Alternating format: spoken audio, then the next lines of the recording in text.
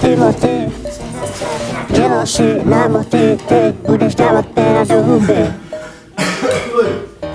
Péra budeš dávat do huby, raz, dva, tři a... Jedna věc, co nenávidím, jsou falešní kamarádi. Víš, jak říkám takovým lidem?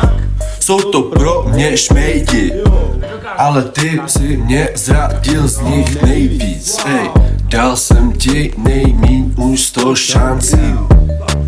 Nejmíň už 100 šancí. Každý mi už říkal, ať to s tebou vzdám, ale já šel s tebou dál. Odpustil jsem ti kde, jaký sračky. Řekni, co jsi udělal, ty blbečku. Pak si divíš, že dostaneš ráno. Píčo, zasloužil jsi to, víš to sám, víš to sám. A až tě potkám příště, dostaneš ještě víc, to ti slibuju, brácho, dám ti hned ve dveřích, přímo na ksicht. Zlomenina, raz, dva, tři. Píčo, Timothy se jmenuješ, tvoje holka je kurva. To byl dobrý track, sám to víš. Sám se z tomu smál jak píča, ano.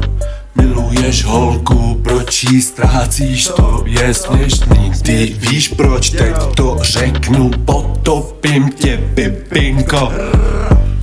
Potopím tě, pipinko.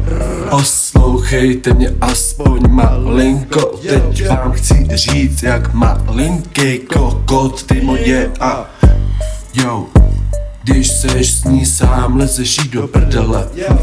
Ty seš vtipnej, králíček, zajíček. Kudy jde, tudy za ní leze Timothy, co dělá námoty. Ale more maximálně dává péro do huby. Jo, ale more, když si s kábrama a někdo řekne, že jí miluješ, tak se z toho posereš, hned ty strkáš po píči. Nadáváš jí do píči, jsi v píči, teď si píči. Ví to o tobě každý a nedivil bych se, kdyby jsi už nějakou nezapíchal nikdy. Zápeš nikdy a nezapícháš si nikdy, chápeš nikdy.